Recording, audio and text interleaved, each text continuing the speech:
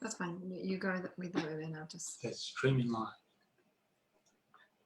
All right, I'll let you know. So we're pretty much going to be live. I don't know how to move it up. This is live. We're now streaming live. There you go. Okay. So I'm literally just going to. A few moments just to. That's right. So we're back with another segment of Conversations from Home. Very excited this time with a topic that that we all relate to, actually, because it's about food. We're going to be talking with Jenna and Steve about food and mood. So how food affects our mood, and how can we develop a better relationship with food? So welcome, Steve and Jenna. Welcome to Conversations from Home. Thank you, and hello everybody. I'm just getting my tech right. Hi, how are you? Hello. Nice having you. You're in Sydney as well, are you? Yes, we're in the Eastern Beaches. Okay, cool. So I'm just sharing it to our timeline so that we can get as. Yeah, I've actually just propped up an iPad so I can see. Okay. So just bear with us whilst we get this sorted. We're just sharing it and we'll start. So anyone that's on Awaken the Senses, plus anyone that will be on both myself and Christian and Nancy's timeline. So just doing that as we speak. There you go. Right. Good old technology. Yeah.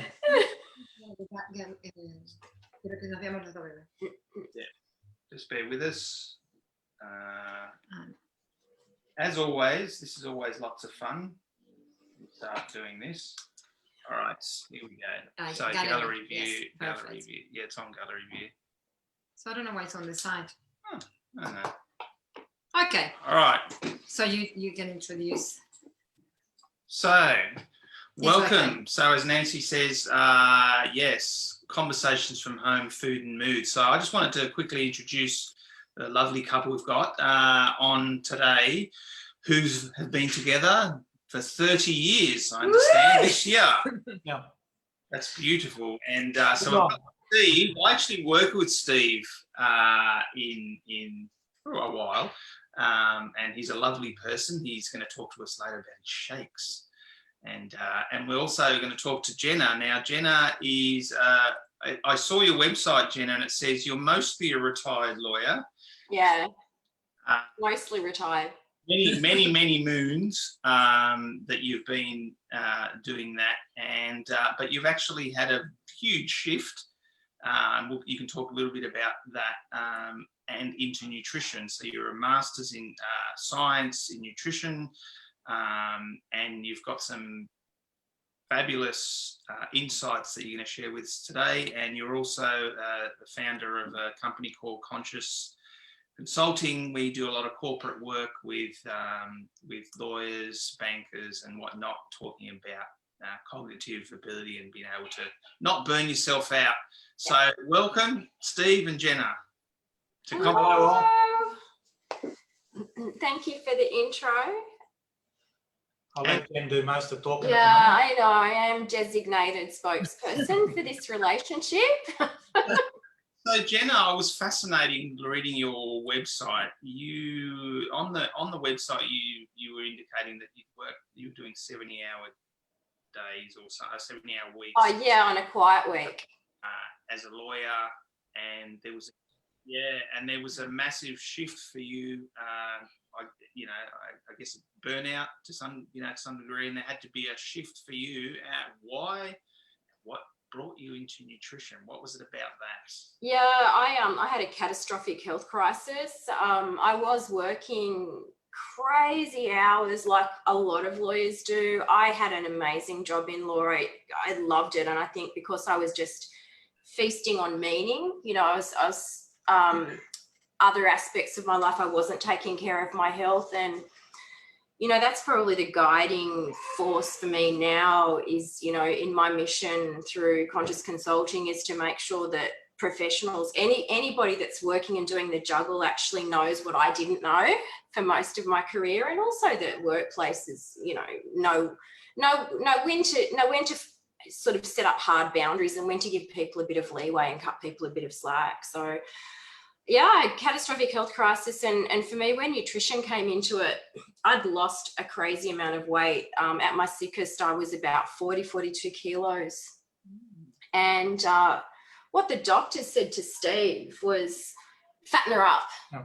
And so Steve was bringing home, you know, burgers and chips and fish and chips and fried chicken and basically force feeding me when I was so sick. All the great stuff you eat. Yeah, and I ended up, you know, still every bit as sick and then overweight, you know, and I realised how little doctors knew about nutrition. And so for me, you know, when I was so sick, learning how to eat healthy was just a great thing to do. Then when I actually learned about it, I wanted to learn more.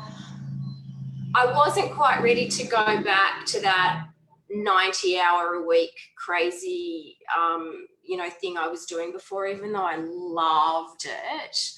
You know, living out of suitcases and traveling just wasn't good for my health anymore. So I thought, while I'm recovering, I'll go back to uni, you know, and learn something. And to cut a long story short, I ended up with a Master's of Science in Nutrition. And I never thought I'd find anything that I loved as much as I loved what I did in law, but I actually really love this. And so I've now got two things that I really love, and that's why I say I'm mostly retired, because, you know, there are still matters that I want to go back into battle for.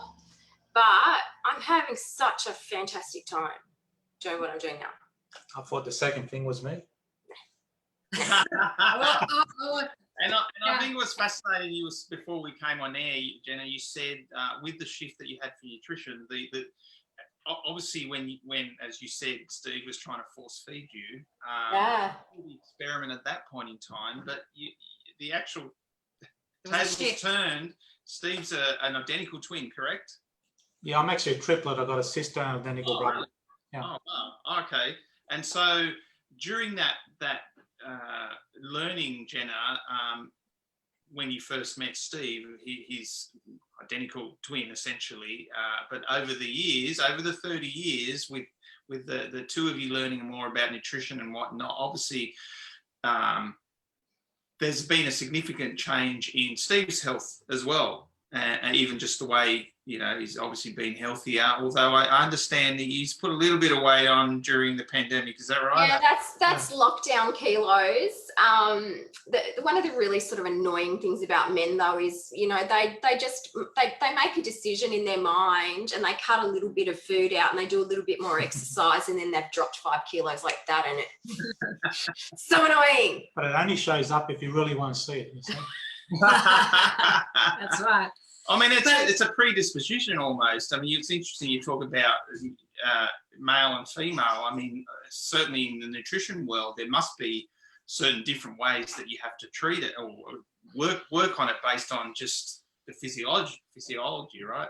Yeah. Well, you know, we've got an Orbi track here. We go for a walk. I mean, we do our exercise. I mean, one thing that, you know, I've got my Master's in Science and I specialise in nutrition, but, you know, all through our studies we were taught, and it's something I bring into my practice, nutrition is only one part of wellness, and you do need to move regularly. You do need to sleep well. You do need to manage your stress. You need to connect with others, and you do need to have that meaning and purpose in your life. You know, they're the other aspects of health that we need to think about. Yeah, and I think, you know, anyone that's going to a nutritionist or going to a wellness coach or anything like that, and they only talk about what you eat, I think you're really being shortchanged. Mm-hmm. And also, I mean, it's like what we were saying before we started this conversation, that is how we, you know, what sort of relationship we have with our nutrition, with the food. Because, I mean, you could be eating really healthy. I mean, people could be eating really healthy, but judging everything that they eat. I mean, I remember I had an experience once that I went to Bali with my sister, and I was so self-critical and criticizing, oh my God, I'm fat and I'm gaining weight. And so everything that I was eating, it just seemed like I was you know, getting bigger and bigger and bigger. So the mind is really important when we eat, you know, how, I mean, and that's why this is really a journey and a relationship. Yeah, I mean, I think it's just good to eat healthy food rather than eat the correct food, but don't worry too much about the quantity. I don't know why I went to uni and got my master's, because he pretty much summed it up. But, you know, I mean, food's not just, I mean, for our body, food's information, right? And it's fuel, but it's so much more than that. It is comfort. It's recreation. I mean, when food tastes awesome, it's I mean, for me, it's a hobby. You know, for some, it's their drug of choice. And like I said to you before, I mean, you know, it's certainly a much less harmful drug than most, you know, than illicit drugs. And yeah, I mean, food's how we show love as well. And I think I told you before, I've been showing love for my husband during lockdown in a really unhealthy way, of letting him have junk food. The odd Tin Tam. Okay. Oh, geez, I can't Well, stop. no, the thing is, I thought it was a couple of Tim Tams a day, and it was like 6 a day, and So she stopped buying them. I know, yeah. I was always Tip fascinated. number 1. Yeah. If you want to, you know, you can't eat junk food if you don't have it in the house. That's right. But I can make my own Anzac biscuits. So Yes, yeah, so make your own. He can have whatever he wants if he makes it himself. what's in it then. But that's the truth. Once you buy it, I mean, we work a lot with parents as well, and that they struggle with the children eating at home. Yeah. If you buy that stuff, I mean, when I buy it and when we buy that stuff, we finish it. We just eat it. It's better not to have it at all, you know. I think it's just habit. Yeah. You see it, you want it. It actually, I mean, obviously in my local community, everyone knows who I am and knows what I do for a job. So I do often run into people at the supermarket and I see what's in their shopping trolley and they want to explain it away. I'm a judgment-free zone.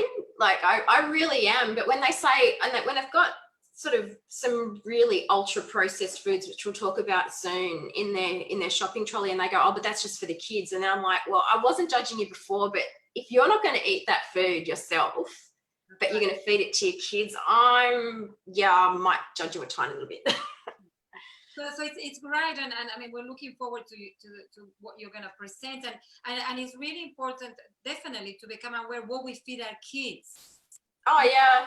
Because that's right. We think that, oh yeah, let's have dessert of sardina, let's have chocolate, let's have chips, soda, and you know, at the end of the day, the kids nowadays, they eat so much sugar during the day that we really. Yeah, I mean, it's hard for working parents too, because you don't want to, I mean, when you don't spend that much time with your kids, I mean, it's different now. We've had COVID and lockdown and everything, but before, you know, you don't spend that much. I work with people that work really long hours and, you know, they don't spend that much time with their kids and they don't want to be having a fight with their kids, you know, when they get over what they're going to eat. So they do want to have some nice memories and some nice times with their kids. And so they don't want to be fighting about what they eat.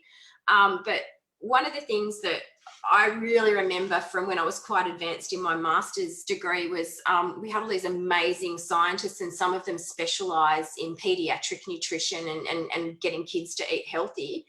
Every single one of them said, I have to tell you, my kids, you know, went through phases where they wouldn't eat anything. Like I felt like the biggest fraud because my kids gave me just as much hell as everyone else's parents. But I'll tell you one thing, you don't have to have a big fight with your kids about eating vegetables. For example, studies show that the #1 predictor of whether a kid is going to accept and eat vegetables is whether they see their parents eating them. So rather than sitting and lecturing your kids about eating them, just load up your plate.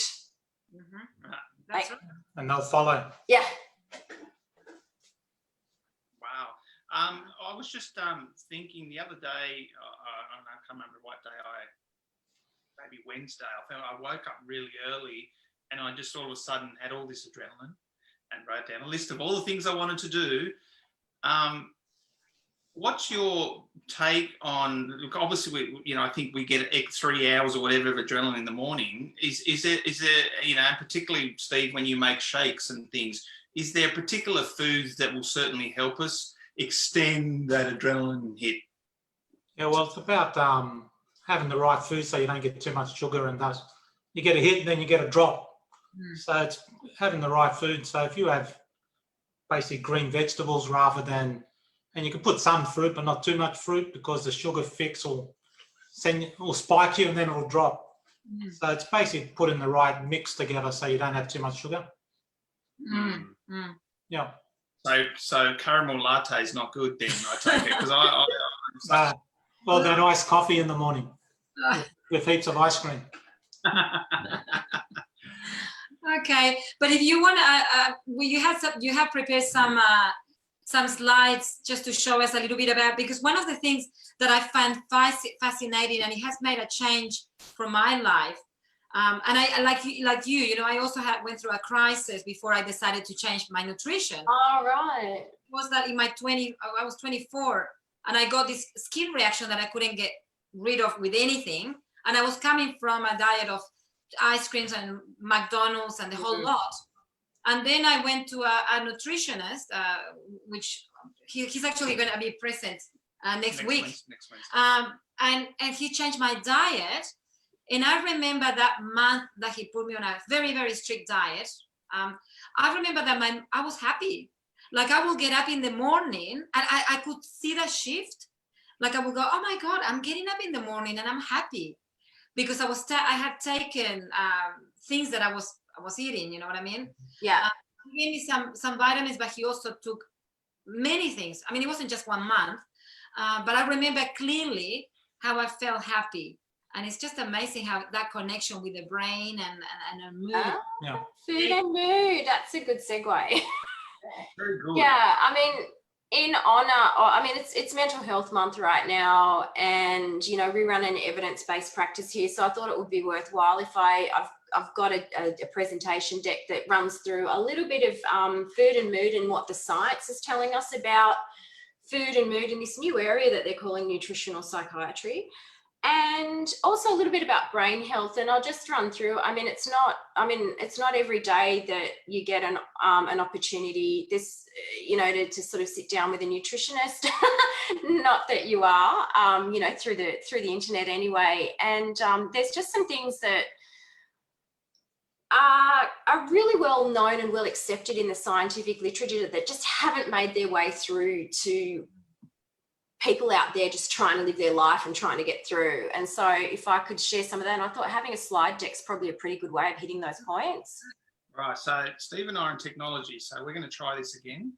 So I'm going to make you hosts, Jenna, and a host. There you go, change host. This is the finger cross moment. That's Fingers right, crossed. this pray moment. So you're going to share screen now and we'll do that? Let's try that.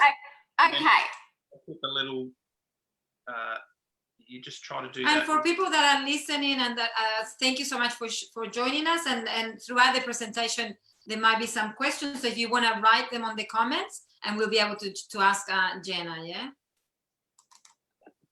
Okay. Are you getting that now? Yeah, we've just put our little beautiful faces in the corner, and hopefully you get the PowerPoint presentation showing up. Yes, perfect. That's perfect. All righty, so so anyway, this is my presentation deck. I thought it would be really helpful to make sure I hit the high points, hit the right points. It's not, how do I? Not Aaron? Not. Okay, yeah, so look, this is my disclaimer. I think it's really important to go through this whenever you're giving sort of health information. Classify this whole presentation as infotainment. I'm not in a clinical relationship with you, so I'm not diagnosing or treating anything. And as Stephen and I say, just be really careful about trusting randoms on the internet. So today I'm your random on the internet. If anything that your treating doctor says to you clashes with anything you hear tonight, then for goodness sake, follow the advice of your doctor. That's it. And there's my copyright notice. We don't need to dwell on that. But let's move it on. Food and mood can diet improve depression, and this is something that they've looked into. Studies have looked into for a really long period of time. And until very recently, until 2017, they've only been able to study groups of people.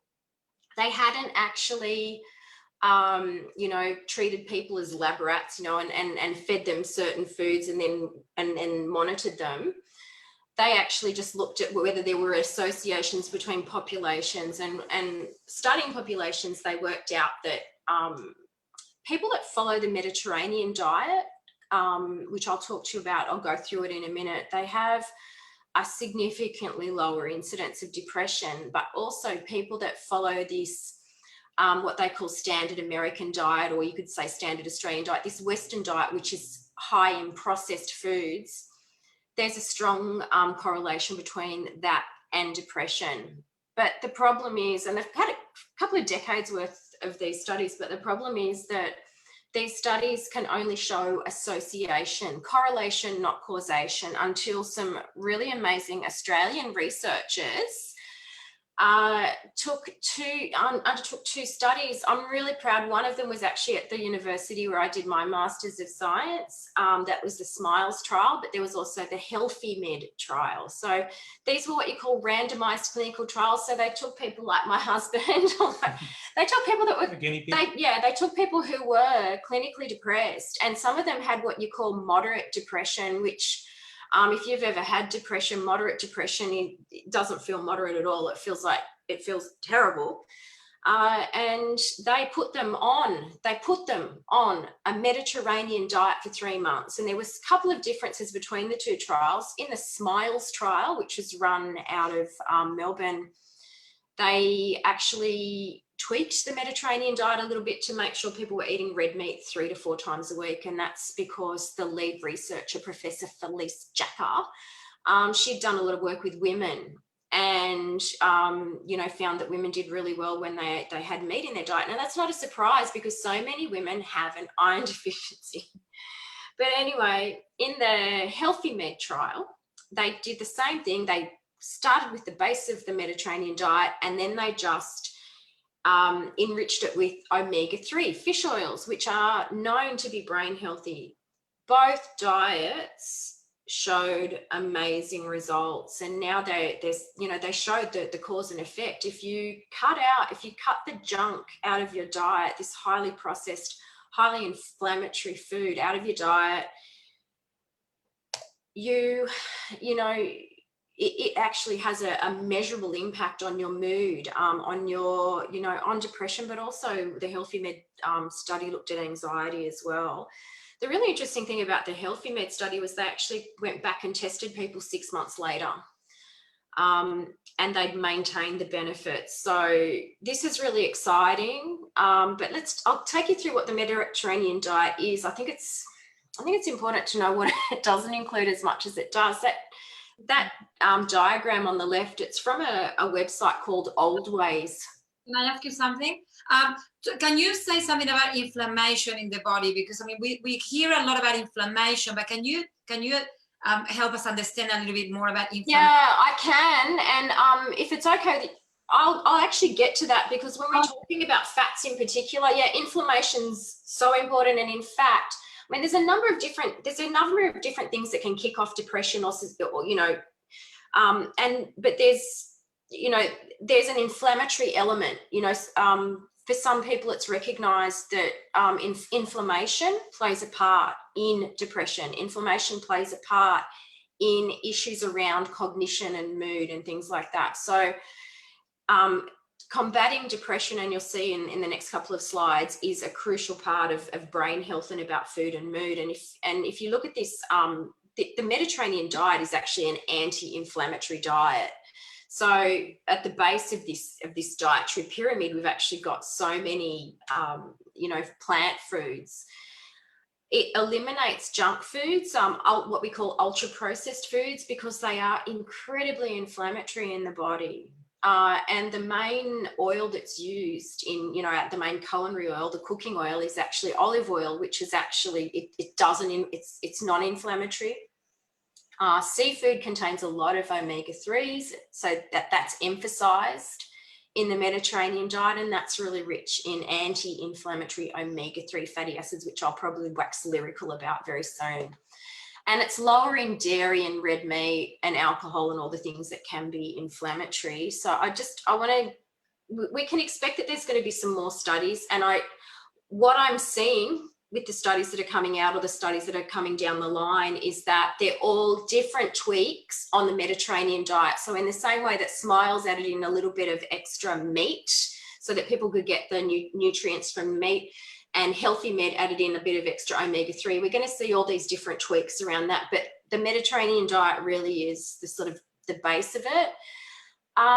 One thing I really want to emphasize, because there could be people watching this that are, sort of being stalked by the black dog right now. Do not, there's no harm in going on the Mediterranean diet, but for goodness sake, don't go off your meds. Your depression is a potentially, fatal illness if it's not managed. Your life is way too precious to mess around. Don't mess around with your meds unless you are doing so with the agreement and supervision of your doctor or psych.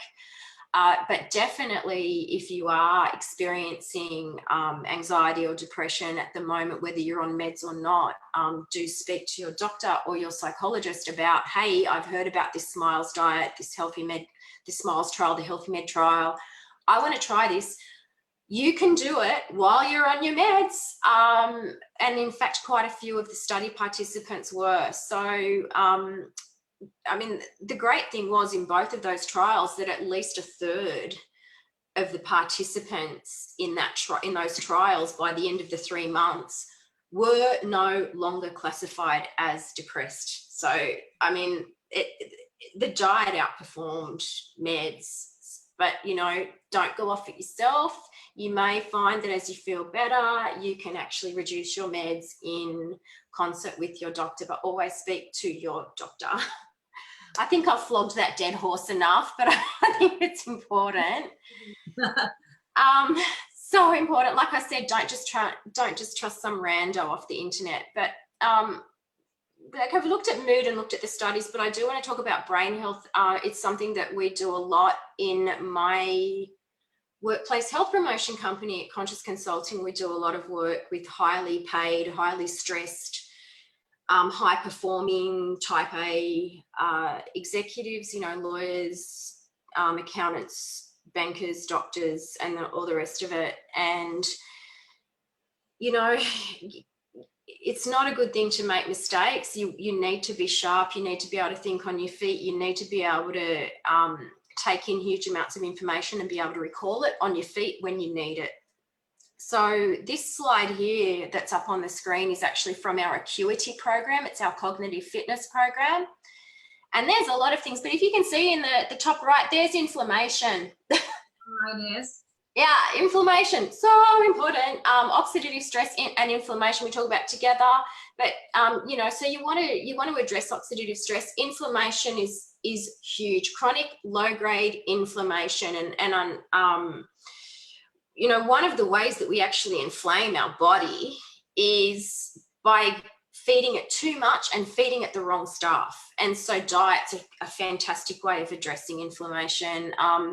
Our brain is really hungry for oxygen. It's really hungry for nutrients. So you need a really beautifully functioning circulatory system. So heart health is brain health. And I don't know and metabolic health is a big deal as well. So,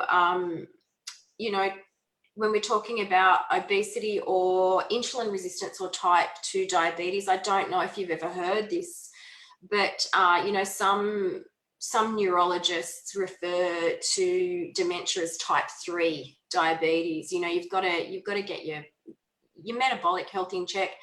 And then there's brain toxic substances, alcohol, chemical load, toxins in our food supply or in our air.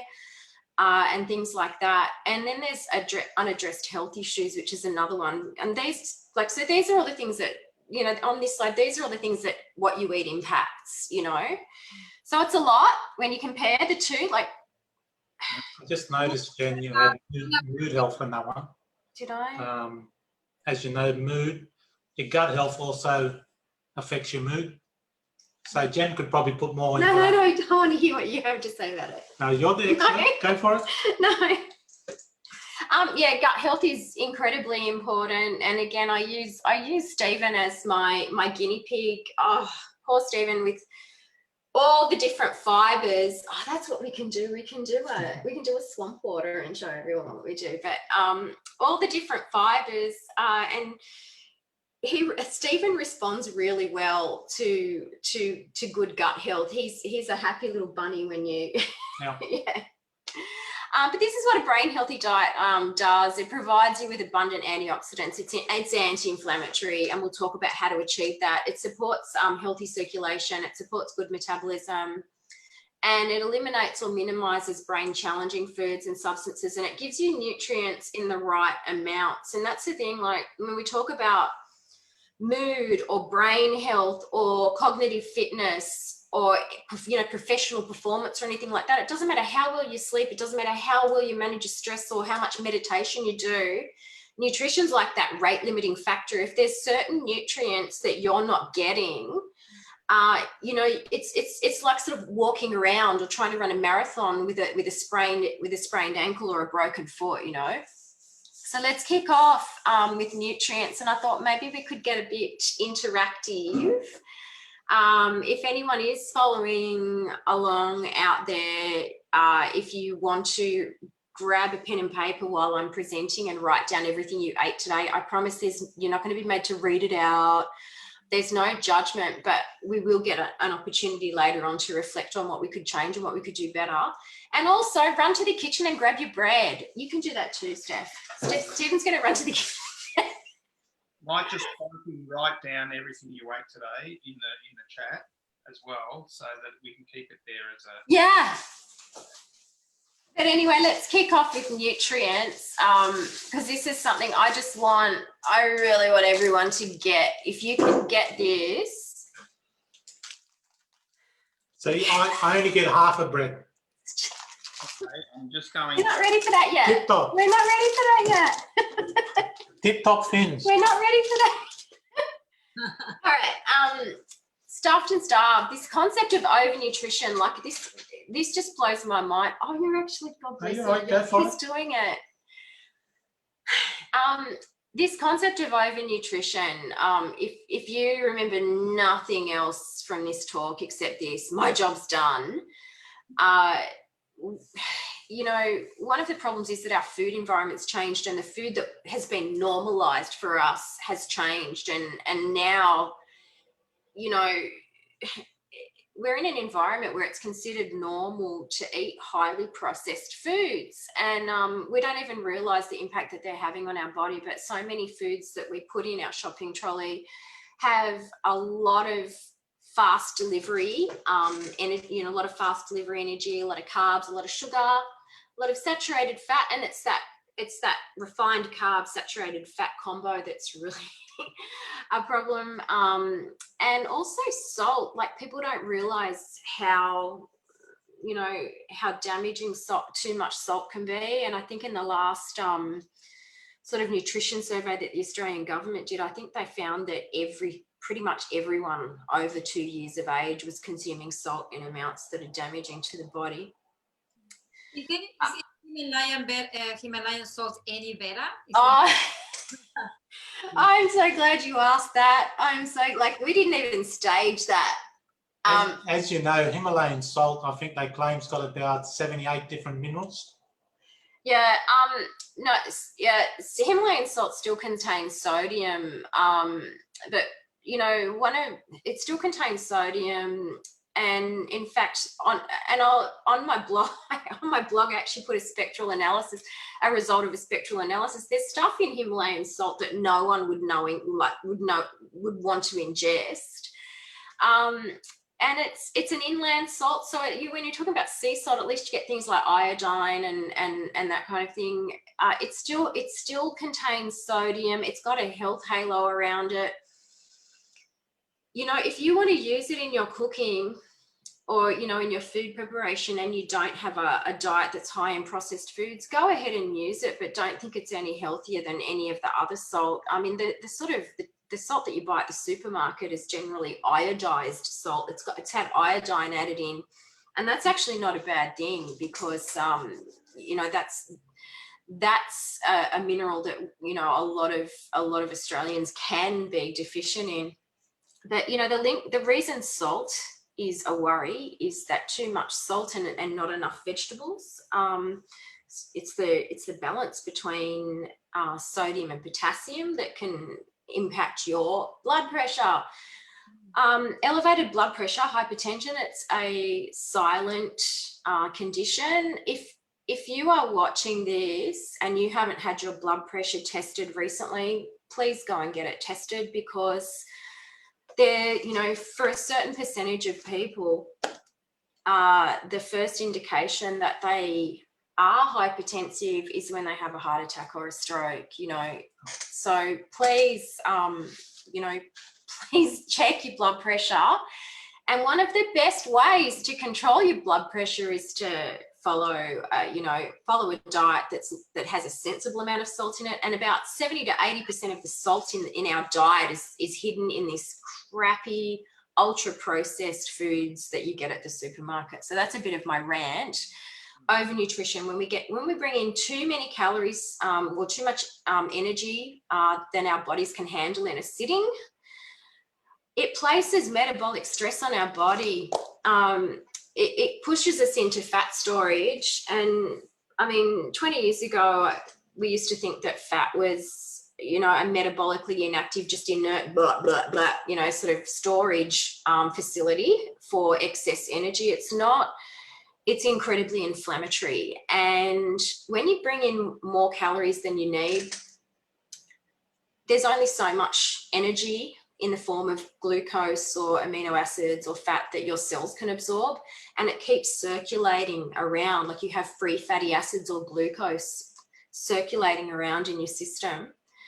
Now that's a problem, and that's where you can end up, it circulates and it ends up settling around your midsection. So have you noticed as you get older, you get, you know, your waist expands?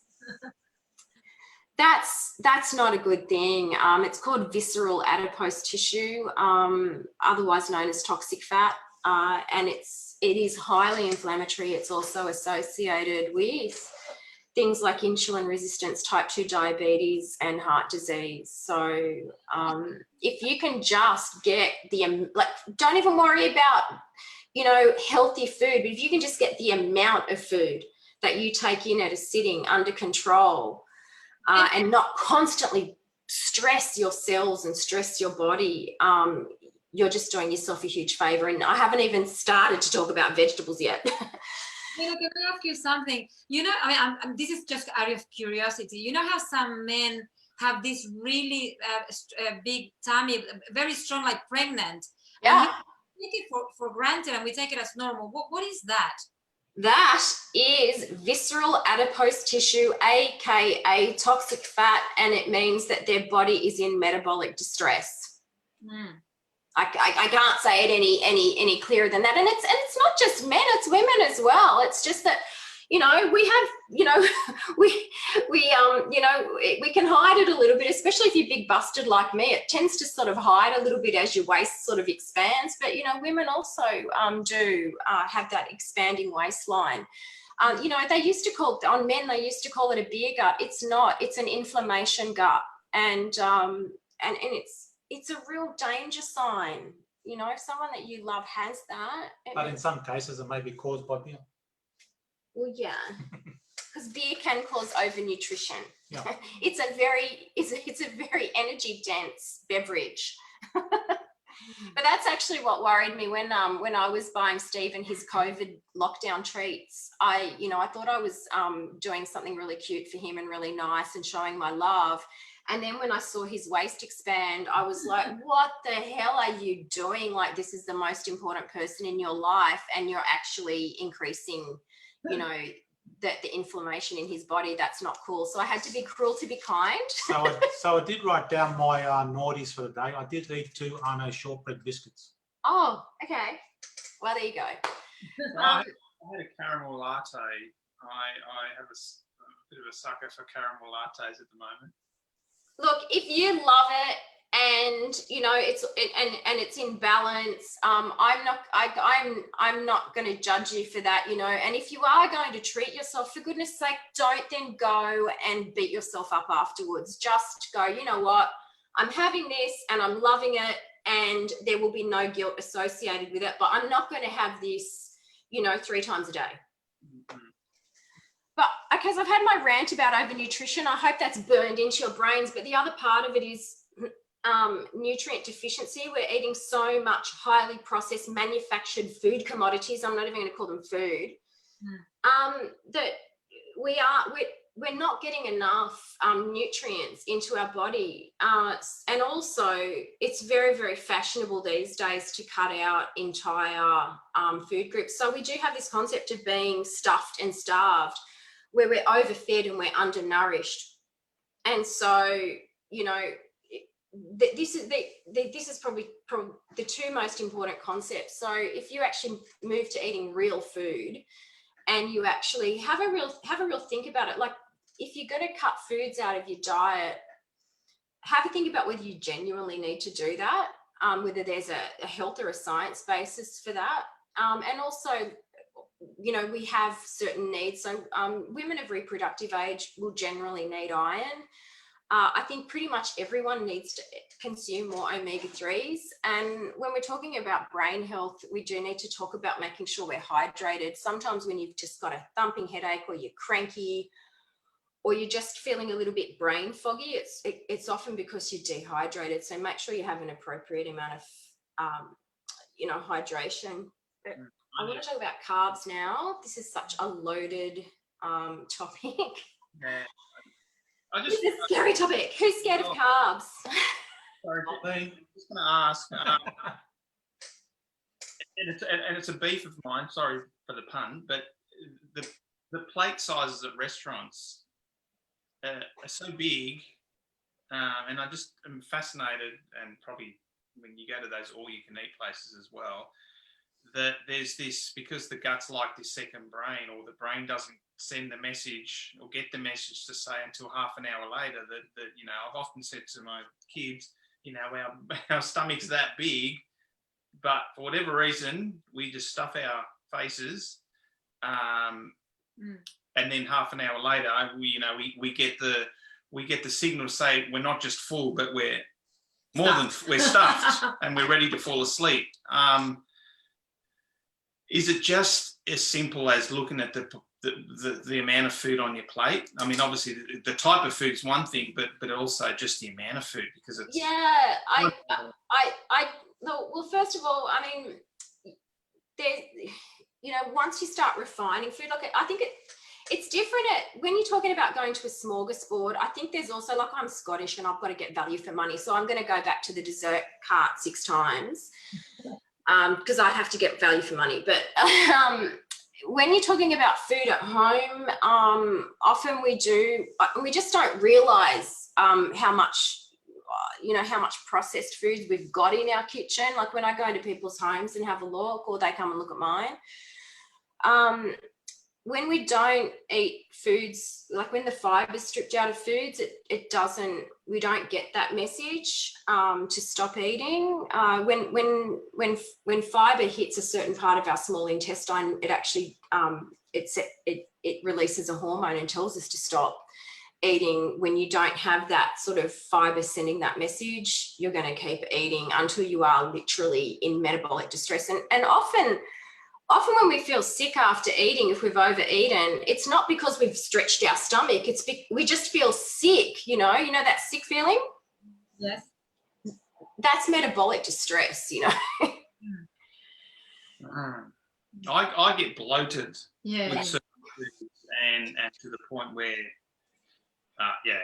Well, no wonder. Well, You know, we've got a whole diverse sort of colony of little bugs in our little microbes in our gut, and the good healthy guys that excrete what we call short chain fatty acids, and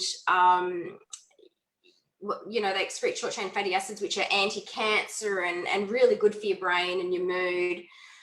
They like healthy foods that we don't eat enough of. They love vegetables, they love fruit, they love grains, they love the pigments. They love the pigments in plant food. So if you're eating blueberries, the blue purple pigments in that they love. They're not so, the gram-negative bacteria, they're not so healthy bacteria. They love all the processed stuff and the saturated fats and things like that. So no wonder you're feeling bloated. No wonder you're feeling, you know, unhealthy. And especially if you're talking about going to a restaurant, normally the fats that they use in it, which I'll talk about later, but the fats that they use in these restaurants are oils that aren't generally healthy in the first place, but then they've been heated over and over and over and over again and are just so damaged and so toxic that, yeah, I mean, you're going to feel bad eating anything that involves any amount of oil in a restaurant, unless it's, you know, beautiful extra virgin olive oil just poured over, which, I mean, show me a restaurant that does that and I'll go there. No, there's companies that come by with their trucks to get rid of all the oil from the restaurants. Yeah.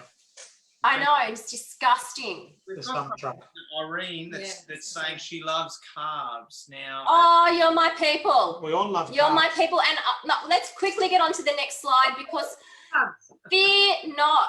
Carbs are not the devil. It's just a certain subset of carbs that are the devil. And we're going to talk about, but I hope this next slide and this next part changes your world. These are my carb smart rules. I love carbs. I can't imagine a world without carbs, but these are my 7 points. Points number 5, but especially point number 7, I hope changes your life for the better. So first of all, when it comes to carbs, when it comes to everything, but especially when it comes to carbs, you've got to eat according to your metabolic health. Anyone that comes to see me, I really encourage to get some tests. Obviously, I've ranted on about blood pressure, but I want you to know your insulin and blood sugar sensitivity. So I'll often ask people to go to their doctor and ask for an oral glucose tolerance test, an OGTT. And it's where you basically drink a sugary beverage and then you sit at the pathology lab, they draw blood periodically, over a couple of hours to see how your body responds to this sugar. And it's not just they want to see how your blood sugar spikes, how long it's spiked for, but also how your insulin spikes. And so that's going to let them know if you're insulin resistant. There is a significant relationship between insulin resistance or type 2 diabetes and issues around mood and mental acuity, and even, as people get older, dementia. As I said, there are neurologists and geriatricians that actually refer to dementia as type 3 diabetes. So it's so important to eat according to your metabolic health. If you're 24 years old and you've got amazing glucose and insulin sensitivity, then you can afford to go a bit nuts with the carbs. If you are in your late 40s and your waistline has expanded 10 centimeters in the last decade and you've had your oral glucose tolerance test and it shows that you're insulin resistant, which means you're borderline type 2 diabetic, you need to be a lot more discerning about your carbs, okay? So if that's you're my people. I had a really hard, but it was a gift of an experience with insulin resistance.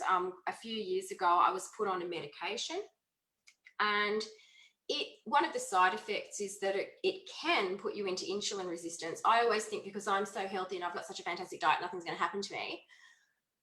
I knew before anyone tested me, I knew I was in insulin resistance because I started to have problems with word recall. When you're trying to think of the word for something. And so I went to my doctor and I said, I think that this medication has made me insulin resistant. And he said, I don't think it will because you're so healthy in other respects, blah, blah, blah. And this was before I even started packing on the weight. We went and got the test. It had pushed me into insulin resistance. And so I've had the whole experience of being insulin resistant. I know what it feels like in your mind and in your body to be insulin resistant. And I also know what you need to do to pull yourself out of that, which means pulling yourself back from the brink of, of type 2 diabetes. I was fortunate. Mine was sort of foisted on me as a side effect of a medication. For most people, it's because you've just had a lifestyle that is really heavy on, over nutrition and wildly out of control blood sugar. So I encourage people, anyone over 40, I encourage, if you haven't gone and taken yourself off for that oral glucose tolerance test, I do encourage you to eat as if you might be insulin resistant and just be a little bit discerning with your carbs. So it means being aware of added sugars. Pretty much everything has sugar in it, even things like pasta sauces, breads. I mean, the sort of those buns at fast food burger joints have crazy amounts of sugar in them. There's just sugar hidden in everything. If you start reading labels when you go to the supermarket, you can choose lower sugar versions. Don't drink sugar. So don't,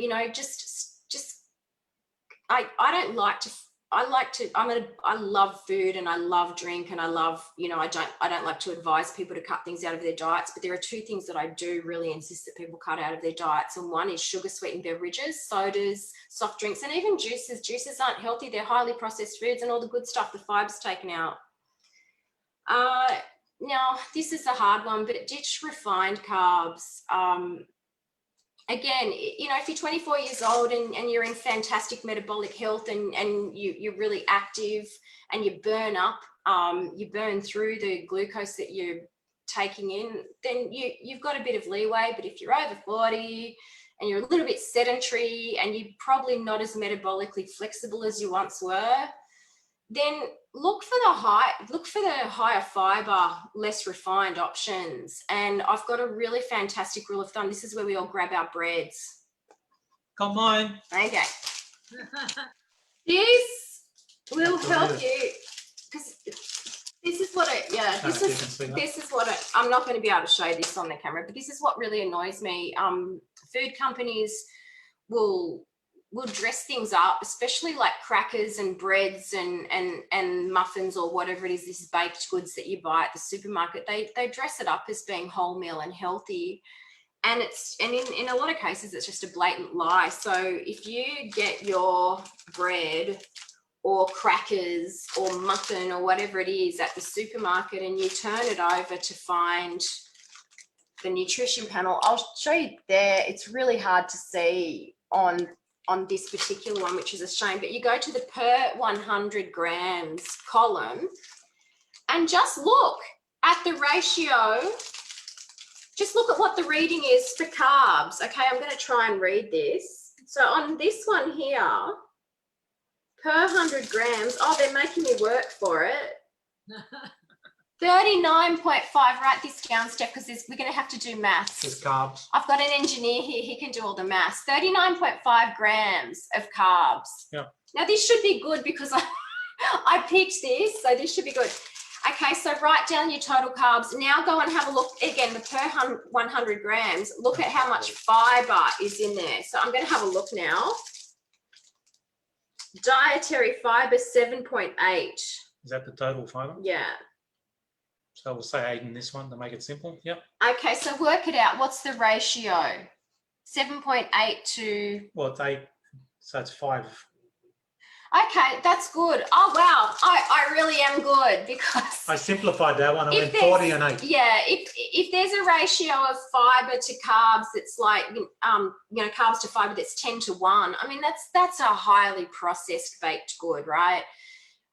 Look, try and get something that's less than 7 to 1, like, for every gram of fiber, there's 7 grams of carbs. But obviously I went for the best option for what Stephen likes to eat. And this is what I found. I have no association with this company. I don't endorse, I don't take money from supplement companies or food companies. This was just obviously the one that I worked out. If my husband has to have bread, you know, has to have sandwiches. That's a 5-to-1 ratio. Yeah, and also this one's made in Australia from at least 90% ingredients. I've got some clients that are really on point with, you know, everything has to be perfect, and they get so caught up in the tiny little details that they forget the big stuff, like making sure you eat a vegetable. And they do things like make fermented buckwheat pancakes, and that's all very good, but you know, where's your buckwheat grown, hun? Oh yeah, but it's organic. Where's it grown? Oh, it's grown in a country that's incredibly polluted. You know, you're better off buying stuff that's grown in Australia. That's my rant about that. So have a look at that. If you use that one rule of thumb, what's the ratio of fiber to carbs? It will help you make better choices with crackers and breads and everything like that. So yeah, do that. That's a game changer. When you do eat carbs, try and eat them in whole food form. So instead of a slice of bread, why don't you put some bulgur in a salad or in a stew? Eat vegetables, you know, and phytonutrients. Try and eat your carbs in whole food form. But this is my game changer that I'm coming to now, point 7 on my slide. Like, potatoes are straight from heaven, if you ask me.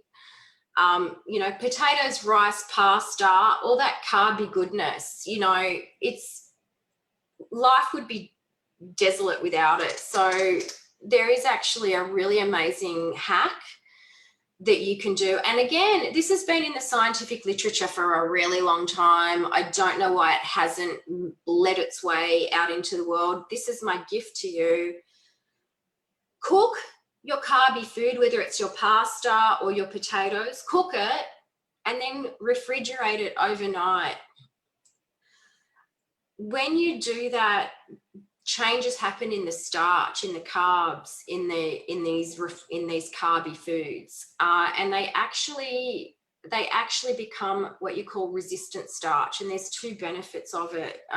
You know, and it turns food that we're normally guilty about eating, and which can, you know, potatoes and you know, white flour pasta can really spike, you know, your blood sugar and your insulin, and that's not a good thing if you're, you know, if you're a little bit insulin resistant, if you're carrying a little bit of toxic fat.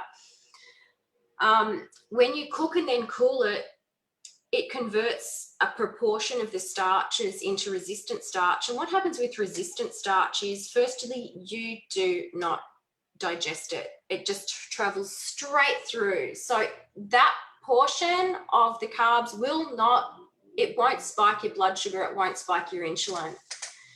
And that's, I mean, from my perspective, that's benefit enough, but there's another huge benefit. This resistant starch is actually food for our beneficial bacteria. They love it. And so if you are wanting to improve gut health, you know, fight bloating and things like that, then cook and then cool your carbs. I mean, we just always know if we want to have potatoes or pasta or whatever it is tomorrow, we're going to cook it today, we're going to refrigerate it overnight. That's my gift to you. # you're welcome. So Jenna, sorry, so just to clarify, because someone said you don't actually eat the carbs in cold form, you actually eat it up the following day, right? You can, and this is the thing, you can actually eat it cold the next day, but I mean, you know, for like in a potato salad or a pasta salad, but no, there's been studies that show when you reheat it again, it actually can further lower the glycemic impact of the food. So yes, reheat it the next day. So, you know, use it have a pasta bake, or just cook the potatoes as you would normally, put them in a roast or anything like that.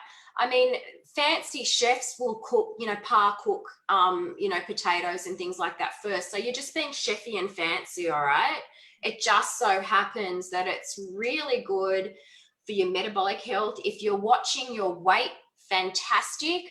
But, you know, the bigger benefit is on your microbiome. And I'm telling you now, in years to come, there's going to be so much focus on that aspect of health. That's the next big thing. Can I just add one there? I actually love making air fried chips out of my potatoes because it's a healthier way of cooking them as well. We've got a little spray bottle of olive oil, not the spray cans you buy. We pour the oil into the bottle. Get it and show people. I'll grab it if you want. He's going to grab it. But that way you're just using a small amount of oil. We got it from Victoria's Basement. It's like an atomizer for oil, like a little perfume bottle, but it's for oil. There it is. It's so fancy. And we just... So it's just have less, right? that, and you pump it up. Don't spray it on And me. then you... Don't spray it on me. But it's fantastic because this is our beautiful, extra virgin, first press extra virgin olive oil. We know where it is. We know where we got it from, and we can spray it on our vegetables. I have to say, like Stephen's ethnic heritage is Southern Italian, so he does drown things also in olive oil, and there's nothing wrong with that. It's good in salads. Yes.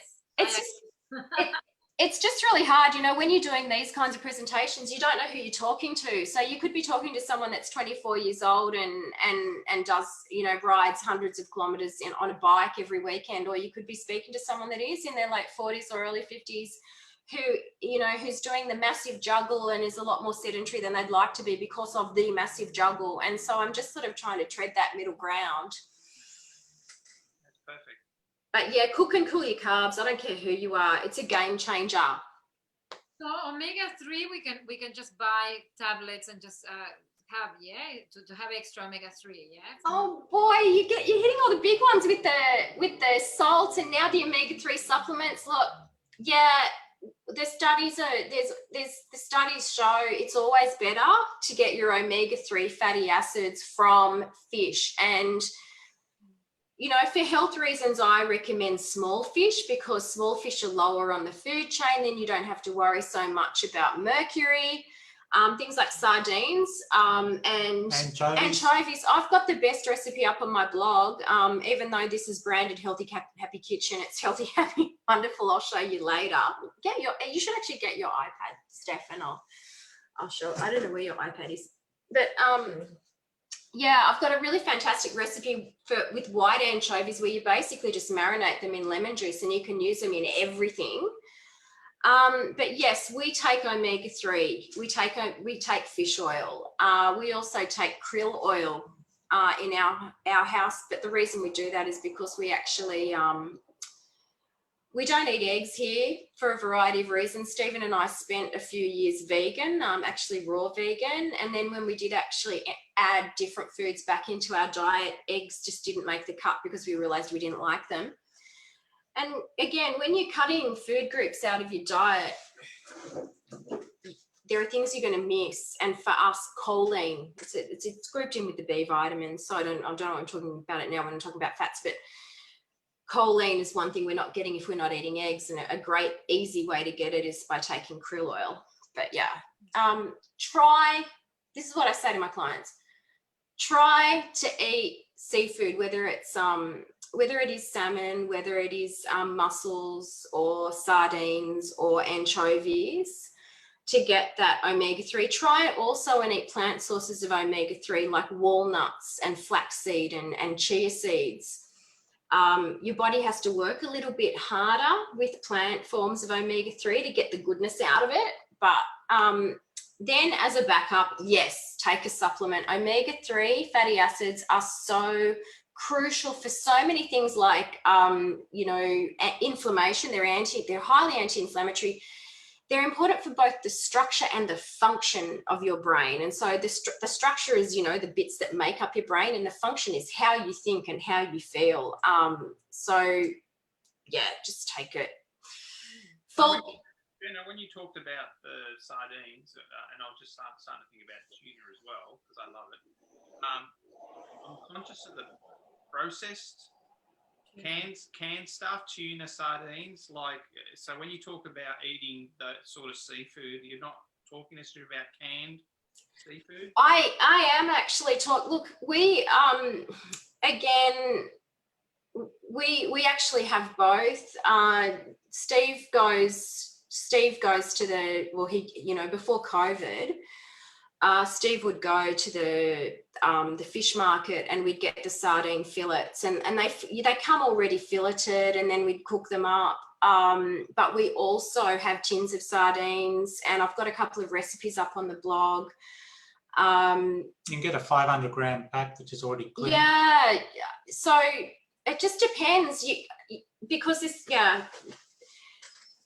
But sardines, as you know, they're very strong flavoured, so it depends how you cook them. Yeah. If you enjoy eating them. Tin salmon and tin sardines and tin fish, it still does actually contain omega-3. And it does just come down to convenience and personal preference. I mean, I have clients that look at me absolutely aghast when I suggest they eat sardines or anchovies. They're just horrified. There's no way they're going to do it, and they still really need omega-3s. Make a pizza out of them. Yeah, that's what Steve does. Steve puts them on pizza. One thing that he does, it's Stephen actually puts in, like, he'll chop up, whether it's canned sardines or cooked sardines, and he'll chop them up really finely, and then he'll put a whole lot of really strong things into a salad to kill the taste. So he'll put olives and capers and onion and gherkins and just an avocado and a whole lot of other stuff that's going to just sort of drown out the sardines. The fishy flavour. Yeah. I was just also thinking, because you're talking about the fats at the moment, maybe I'll ask this question a bit later, maybe once you go through this slide, because I've heard a lot of the trans fats as well. Oh God, yeah, I'm on a one-woman mission to just get them out of our food supply. But yeah, look, I mean, these are all the different kinds of fats. Here's my fat rules. Eliminate trans fats. And look, for anyone that's watching that doesn't know what trans fats are fats that have been messed around with industrially to make, see, the thing with fats is they're generally not very shelf stable. And it's just such a shame. Like, if you think, you know, people talk about big tobacco and big pharma, you know, and these big companies, and there is nothing bigger than big food, because, you know, only a certain amount of people ever smoke cigarettes and only a certain percentage of the population ever take medication, but everybody eats, you know. These companies are huge, and they don't make foods to nourish you. They make foods to make money for them. You know, I don't know if there's any sort of company accountants or CEOs or corporate lawyers watching, but you know, big corporations have two obligations. One is to follow the laws in the jurisdictions in which they operate. Now, they've gotten around that by this thing called regulatory capture, where they basically massage what they're supposed to do in jurisdictions. And the other thing is they have to maximize share price. There's nothing in anything that guides these companies that they have to provide health to you. And I say to people, you know, you were put on earth to have this healthy, happy, wonderful life. You weren't put on earth to fatten a processed food company's bottom line, especially not at the expense of your health, okay? And there's been so many studies about the links between ultra-processed foods and what they call non-communicable disease, NCDs, which are, you know, hypertension, heart attack, stroke, type 2 diabetes, and all of its, you know, sequelae. So that was my rant. I was always find it fascinating when my kids were doing little athletics, and when they would do well, they would get a McDonald's voucher. I know. It depends what you buy with that McDonald's voucher. Well, there's not many options, Steve. There's still the irony, though. Apart from water. I know. But anyway, back to trans fats. I went off on my tangent, but trans fats are a creation of the processed food industry and also the fast food industry. They're just a lot more shelf stable and they're solid. So, for example, if you're a restaurant and you've got a deep fryer, you know, you just put these blocks of fat in, and, you know, they're easy to store and all that sort of thing. And the problem is these fats have been chemically messed around with. On, you know, on food labels, they might be hydrogenated oil or partially hydrogenated oil. They're incredibly inflammatory in the body. There's just been so many studies that show the link between trans fats and heart attack and trans fats and heart disease and all these sorts of problems. So there's been a lot of legislation to eliminate them from our food chain. But the issue is, again, food companies will always find a loophole. And when you're talking about processed food, I think if a food has less than, I think it's 0.5 gram of trans fat per serving, then they don't have to put it on the label. And we have so much food in our supermarkets and in our food environment that's manufactured overseas, where there are, you know, sort of lower standards. You have to assume that when you're getting like a baked muffin or a baked cookie or anything like that from the supermarket, that it could have trans fat in there. So if you are dealing with issues around inflammation, like sore joints or, you know, brain fog or anything like that, yeah, knowing where these fats hide and being really diligent about hunting them out and eliminating them. Unfortunately, I think the only way to eliminate them is, you know, be really careful about where you get your food from. If you do go up to the local fish and chip shop, find something that's not deep fried. Yeah. Ratatouille. That's the taste.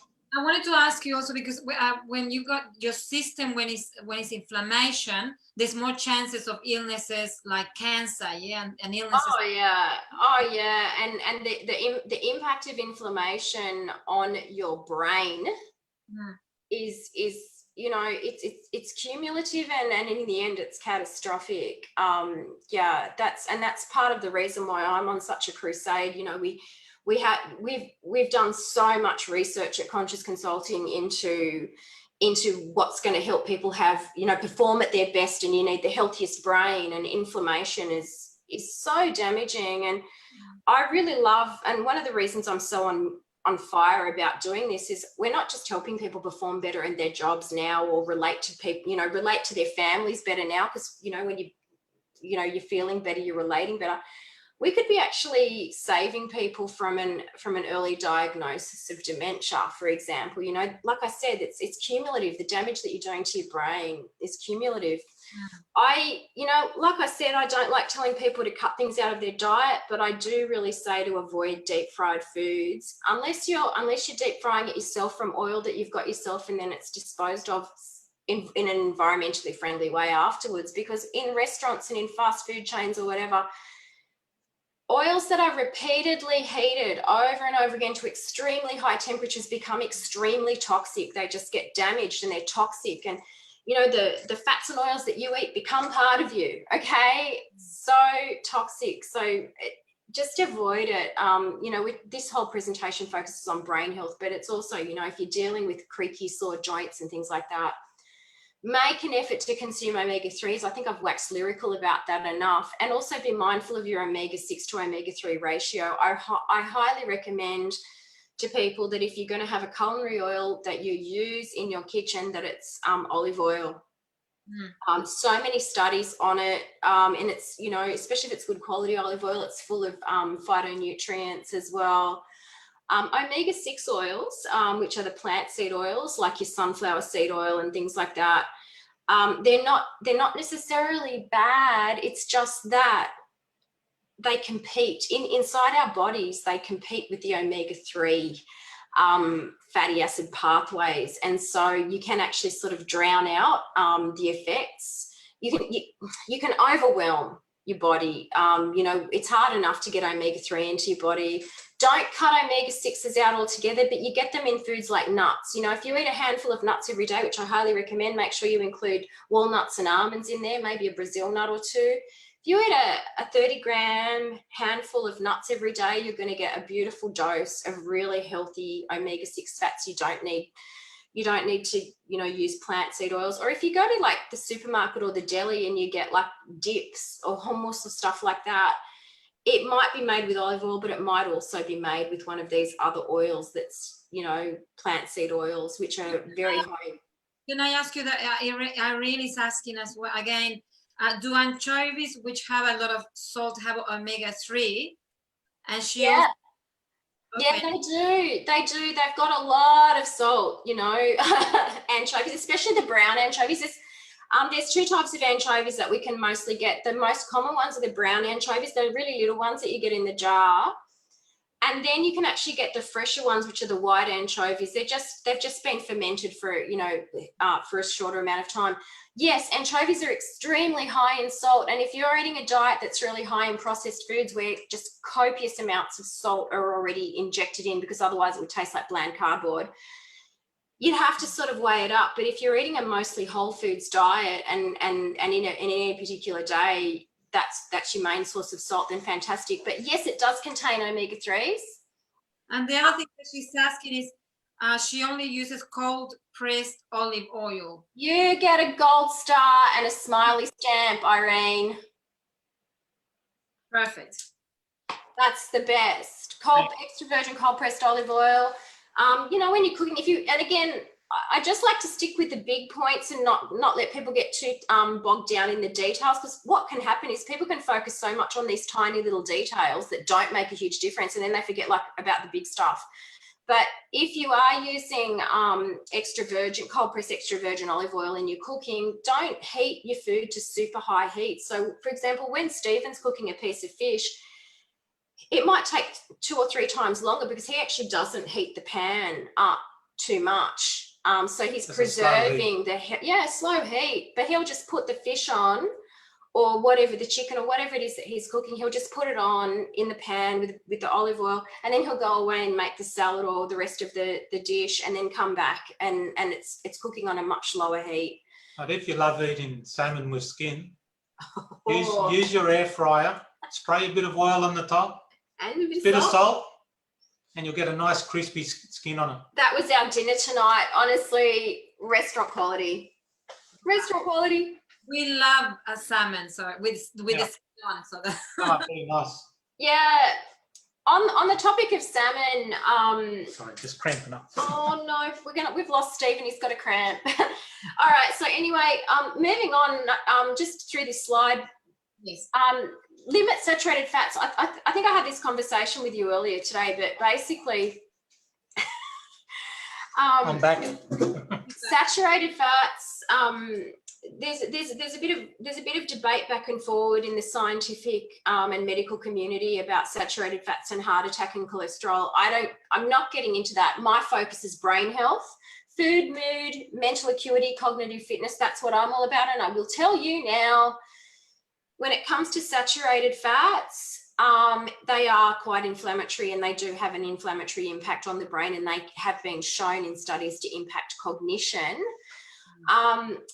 One of the things that Felice Jacker, remember the SMILES trial the SMILES study that I was talking about earlier, she's really in favour of including red meat in the diet, particularly for women of reproductive age that lose iron every month. And she actually feels that there's a difference between Australian meat and American meat, because they do. American studies do show that the saturated fat in beef is so much more inflammatory than what we found in Australian studies. And that makes sense, because American beef is, it's feedlot. They're fed grain, It's a process. Whereas our beef tends to roam around the outback, and they have to actually herd it with helicopters. So,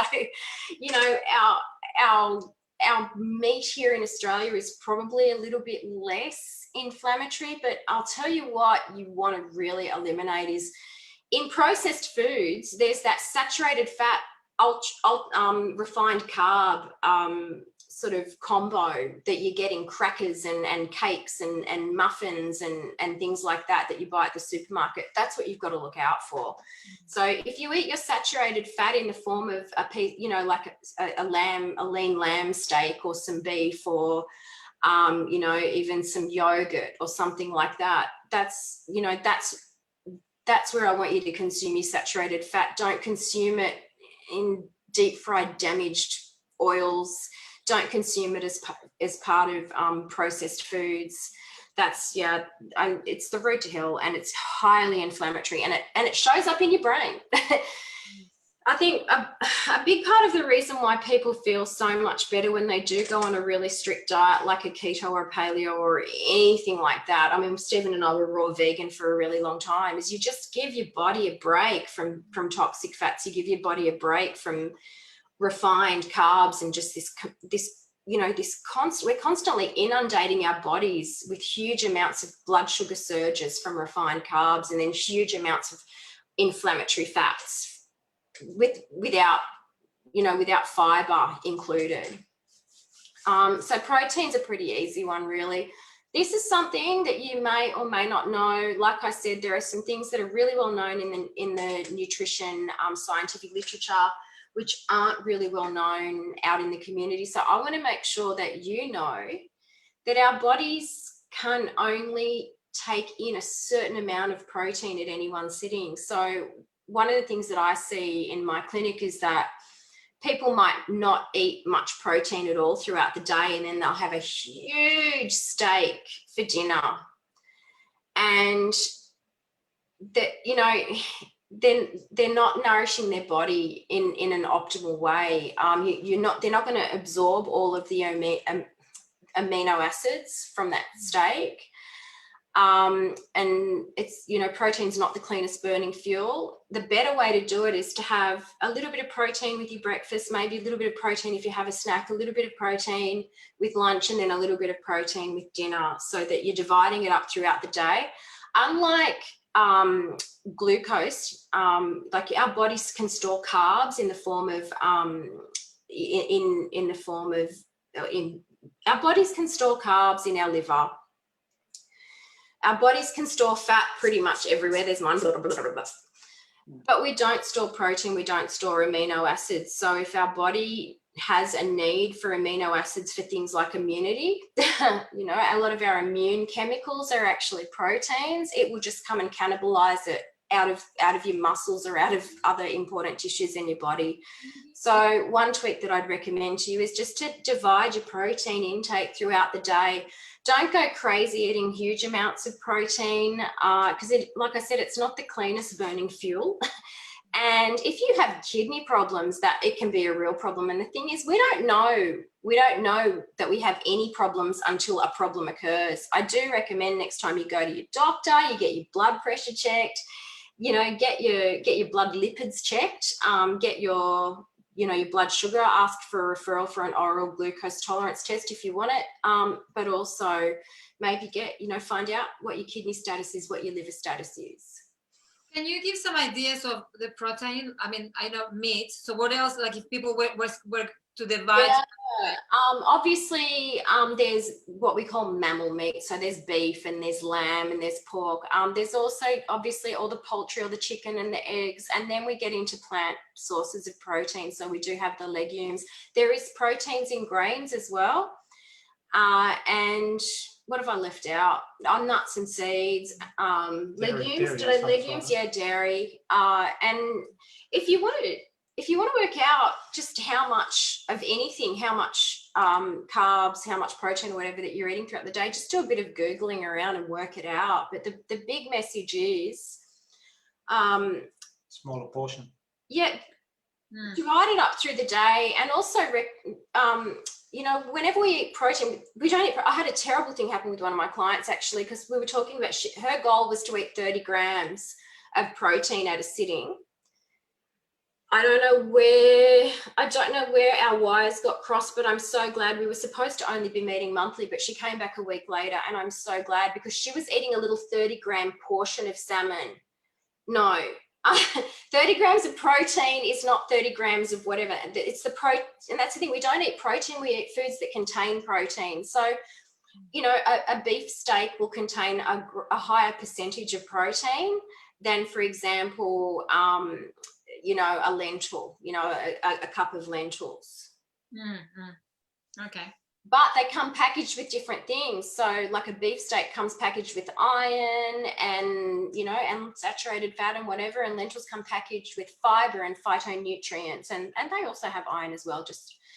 We've talked about nutrients. Let's talk about food. This is what everyone says to me. What the bleep should I eat? Just tell me what to eat. Okay, I'm telling you.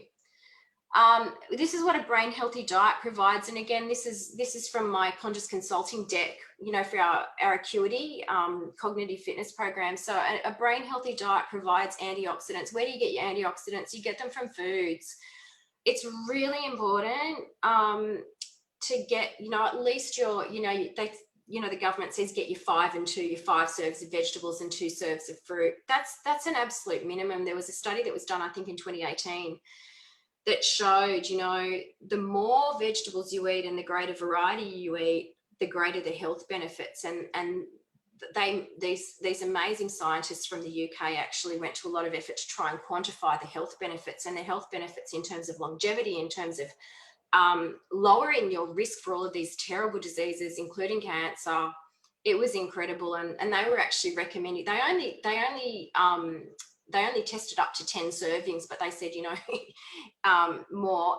The reason I talk about all the colors of the rainbow is we haven't talked about this today because there's only so much time, but phytonutrients are the next big thing in nutrition. They're the pigments in plant foods, not just in fruit and vegetables, but also in other plant foods like legumes and whatever.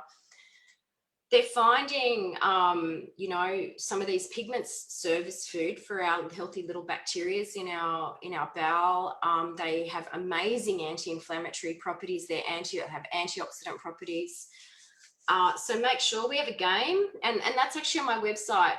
If anyone wants to sign up for my website, they'll get access to this. But we have a thing called the rainbow game, where you basically tick off all the different colors to make sure you're getting that full complement of phytonutrients. Anti-inflammatory, the big thing for anti-inflammatory is stay out of overnutrition, get your fat straight. So anti-inflammatory omega-3 fats, make sure you don't drown them out with the omega-6 plant foods, and also, you know, really stay away from damaged fats, and, you know, minimize your saturated fats. Get them in the forms of like meat or dairy. Don't get them in the form of processed foods. Vascular health, plant foods, again, we haven't talked about it, but plant foods are really fantastic at helping your circulatory system stay flexible and open and help you pump things through your body. Athletes know about this. Beetroot's a bit of a miracle food in that respect. It contains a chemical called nitric oxide, which helps relax your arteries. So I don't know if you participate in any kind of competitive sport, like running or cycling, or you know anyone that does, some of them take beetroot shots. You know, it's a known thing. But get your plant foods, get your fat straight, and like I said, for vascular health, avoid the saturated fat, refined carb combo. In terms of getting your metabolic health straight, stay out of overnutrition, stay away from the ultra-processed foods, and get carb smart. We haven't really talked, eliminate and minimize brain-challenging foods and substances. I haven't talked about alcohol. All I'm going to say is, in the media, you probably, the health benefits of alcohol that you hear talked about from time to time, it's overstated. Trans fats are, as in the antioxidants that they often talk about in wine. Look,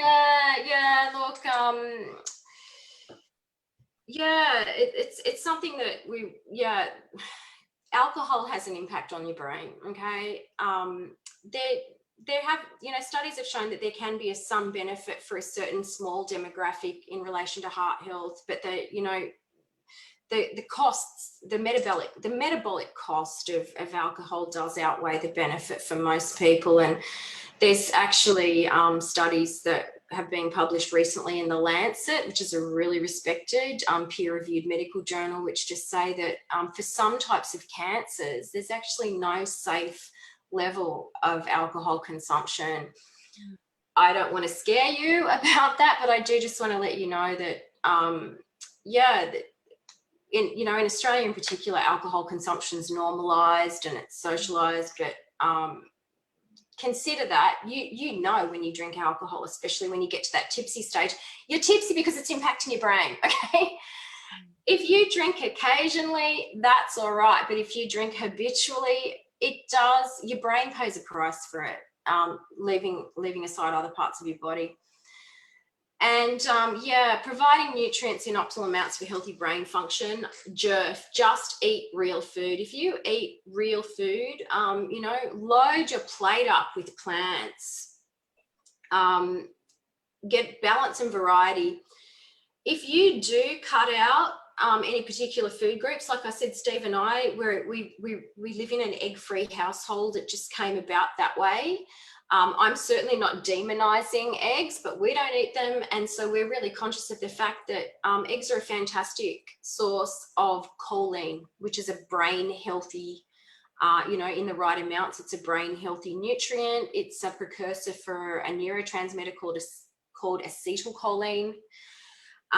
So we've got a supplement. So we choose to supplement with krill oil, which also contains omega-3 fatty acids. If you cut out grains, you're likely to be missing B vitamins, for example. Same if you're cutting out dairy. So just be really conscious of that. And that's where it is really worthwhile going to your doctor and saying, look, I don't eat what you call a balanced diet according to the Australian dietary guidelines. I don't eat legumes, or I don't eat grains, or I don't eat egg, or I don't eat dairy, whatever it is. Could you test me to just see if there's anything that I'm missing? Because when it comes to nutrients, it is a Goldilocks thing. Unfortunately, sometimes if we take supplements, we can get too much of it. And iron's one. For women, an iron supplement, if they're anemic, is a fantastic thing, because women of reproductive age will generally have a blood loss every month. But for men, you may not need to supplement iron, and if it bioaccumulates, it's not a healthy thing for your body, and certainly not for your brain. So supplements can end up being toxic. That's why I always recommend to people that you go to your doctor and get tested. So yeah, like I said, supplement sensibly and under medical supervision. So what the bleep should I eat? This again, a Mediterranean diet it's one of the most studied diets on the planet, and it's super healthy. It's, you know, stay out of overnutrition, eat for stable blood sugar, get your fat straight, eat a lot more plants. Like, we eat a crazy amount of vegetables and fruit as well. We're not afraid of fruit. And supplement when you need to, and remember to just eat real food. I think that's everything. Oh yeah, this is my big thing. Add in the good stuff to crowd out the bad stuff. I don't do deprivation. Two things that I really recommend you add in are vegetables and other unprocessed plant foods, because you get fiber. We haven't really talked about fiber, but trust me, it's so important. It feeds your microbiome, and your gut health links to your brain health in ways I'm not going to unpick for you right now. All the colors of the rainbow. And here's a big thing, and I'm wondering whether this is going to take off, but there are research groups now that are looking into the microbiome, and they're saying they recommend people get 30 different plant foods a week. 30. Wow. So I just write a list, you know, every time I eat a different plant, whether it's brown rice or lentils, and then red kidney beans and celery, I write it all down and see over the course of a week if I get to 30, because that's what they're recommending for a diversity in the different bugs in your body. You think it's actually difficult, but it's not. Once you start writing them down, it's quite simple. Yeah, it's not. It's not. It's just something that you do over time. If you go from eating a highly refined diet to a high fiber diet, it can be really uncomfortable, and that often puts people off, and it makes them think that they can't do it. So I just recommend you increase your veggie intake and your fiber intake gradually, but crowd out, you know, fun. And this is where I want you to have a look. I'm not going to call anyone out, but have a look at what you ate today, and look at what you could, where you could add in something that's brain healthy, and also look at in your list of what you ate today, look at what you could crowd out. If there's anything there that, you know, maybe, you know, is a little bit challenging for your body. I think that's everything. Yeah. Oh, if you want to stay in touch, sign up to my mailing list. What I'll do is I'll leave it for a couple of weeks, but what I'll do is I'll send out a newsletter that contains sort of further information on everything that I've covered today. I've got blog posts and recipes and things like that that you can have a look at. because I've bombarded you with a lot of information. It's all the stuff this is just all the stuff I wish I'd known when I was a really busy lawyer. You know, I sort of wonder, you know, where my health would have been and where my life would have been if I didn't have a catastrophic health crisis, largely because I was traveling, I was working crazy hours, and my diet was mostly caffeine, refined white flour and dairy. Like, that was it. That was my diet. I just grabbed whatever was quick and could be eaten in the 15 minutes between meetings, or, you know, while I'm waiting to board a plane. That's it. So I'm going to hand back to you now. So what are we doing with our food? Oh, have a look at your food list is perfect, Stephen. I could read it out if you want. That's perfect. That was fantastic. I mean, I really, I mean, I couldn't stop. Like, I was so focused listening. And thank you, because like I feel that since I'm 24, I'm very aware of what I eat. And even I brought up my kids quite aware of what we eat. You know what I mean? My kids always eat salad and vegetables. But recently, we fell off the track a little bit. And I'm thinking, no, I want to go back into listening to my body. And I love what you said about the 30 plants that, you know, because it's fantastic, because sometimes, you know, people eat, I don't know, maybe 4 or 5 throughout the week. Whereas if we can aim to increase that's great. Yeah, diversity is so important. It's funny because the scientists at the moment, all of this research into the microbiome, just like all of this research into the links between food and mood, we're at the start of something really exciting, and the scientists don't really know what the impact of having this diverse microbiome truly is, but they know that people that don't have a diverse microbiome, that don't have a big range of bacteria, that's not a good thing, because one or two bacteria can dominate, and they can be the less than healthy ones. And yeah, so that's the way of the future. And that's where I think any diet that restricts good carbs like vegetables, or, you know, grains, you know, unprocessed grains and legumes, I think is going to fall by the wayside. I mean, I say to people like keto, so 2018, it's not about being in ketosis now. It's about having the metabolic flexibility to switch between ketosis and glucose burning as you and your body and your brain needs it. And I think the next big thing in the 2020s is going to be making sure we've got a really healthy microbiome. And like we always say, you know, let's try it out, because I mean, sometimes, especially because all these conversations are focused on healing, and some people, and, you know, mental health especially, and yeah. some people try different ways of healing and emotionally. But I mean, we need to pay attention to what we eat. As I said at the beginning, that time that I was doing a diet, I was feeling happy. I was feeling clear in my mind, because I remember that I used to be very foggy.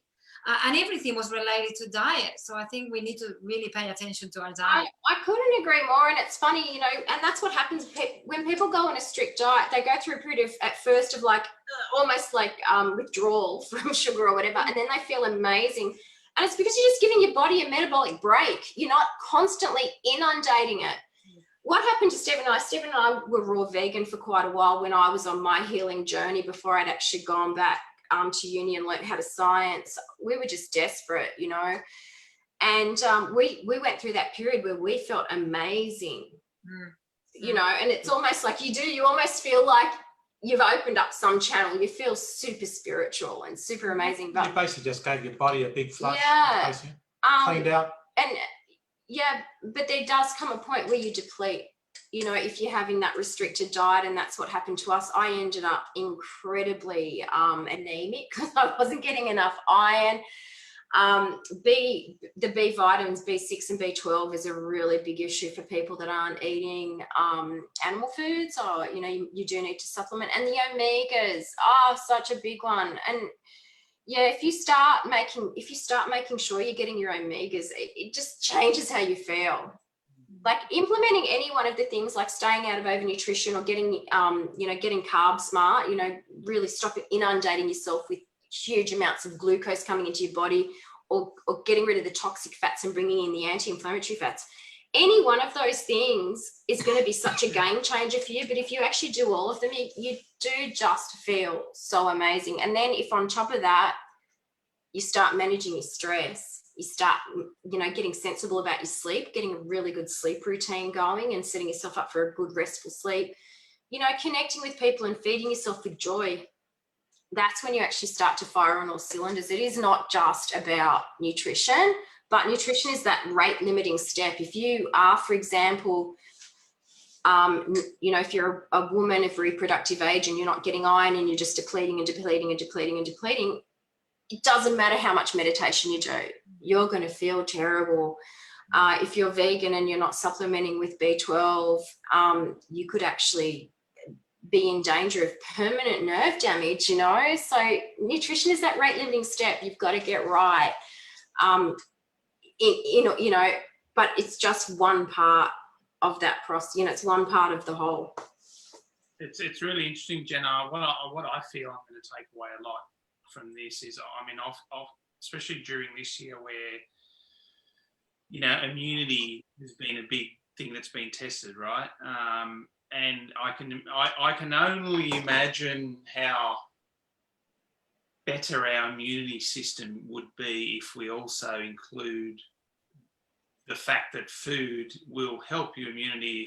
If you're throwing crap and you're eating crap, your body's overworking and it's not being able to handle, you know, fighting infection because it's so busy trying to figure out what to do with the food. Yeah, well, I mean, here's something, you know, here's something that people may or may not know, but inflammation is an immune response, you know. I say this to people, like, there's no diet that's going to protect you from COVID. I'm telling you that right now. And if anyone tells you, report them. You know, it's criminal. And there's also no diet that will cure cancer if you've got it. I'm sorry, I wish there was.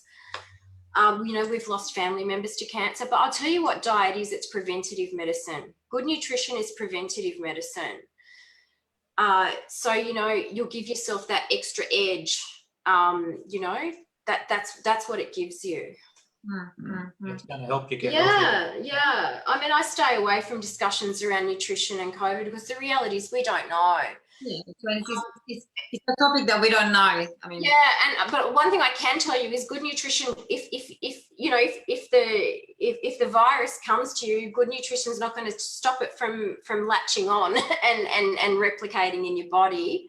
I can tell you that now. But if you've got a healthy immune system, it's going to help you set yourself up for success. Yeah. And, you know, obviously if you're completely run down and you're depleted and you're in a really, you've got you're an inflammatory or a metabolic, well, we know, actually one thing we do know about COVID is if you are metabolically unhealthy for, you know, type 2 diabetic or obese, they are people that do tend to have a more severe experience of COVID and actually have a worse prognosis. That's one thing we definitely know. So definitely for those that are listening and that will continue listening, I mean, you know, nutrition, what we put in our bodies. I mean, there's a saying, isn't it? What we put in our bodies is who we are, or something like that. Yeah. So let's make sure that we take care of what we eat, and especially what we feed our kids. I think it's really important to become more aware of that. We just want to say hello also to Melissa and to all the people that have watched. And Melissa said that she has done she does a Mediterranean diet and she loves it. So it's delicious. It's delicious. It's such a beautiful way of eating. Lucky she's got an Italian for a husband. I know, like I know he's such a good cook, and it's so funny. You know, every year I set intentions for the year, and every year it's like, I don't want to go to restaurants and I don't want to get home delivery food. I just want to eat all of our meals at home. And COVID's given us that gift, you know. Yeah, you cook more. We're cooking. That's right.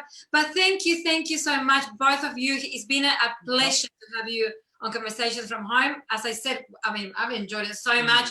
And you really made me think again about, okay, what changes do I need to make? And I have been contemplating it, but I think I'm going to make an effort this time. You can't see it. Eat more vegetables. Oh, we do eat a lot of vegetables because we're more vegetarian than eat meat, so we do eat a lot of vegetables.